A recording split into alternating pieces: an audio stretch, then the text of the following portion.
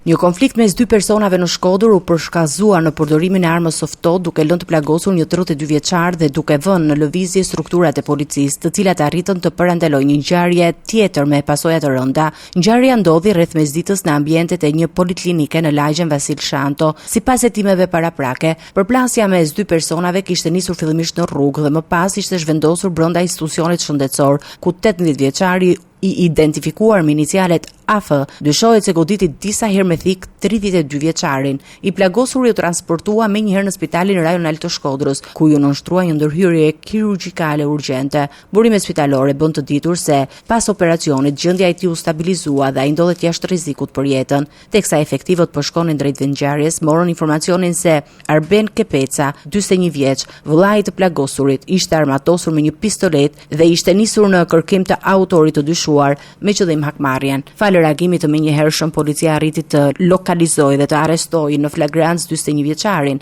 Gjatë ndërhyrjes ai tentoi të largohej dhe hodhi armën e zjarrit që mbante me vete, e cila më pas u sekuestrua si provë materiale. Ndërkohë autori i dyshuar i plagosjes u largua nga vendi i ngjarjes dhe shpadhur në kërkim. Strukturat e policisë kanë ngritur pika kontrolli dhe po vijojnë operacionin për lokalizimin e tij. Grupi hetimor po punon për të sqaruar rrethanat që çuan në konflikt, motivin e përplasjes dhe dinamikën e plotë të ngjarjes, ndërsa pritet që dëshmitë e personave të pranishëm dhe pamjet e kamerave të sigurisë të ndihmojnë në zbardhjen e plotë të rastit.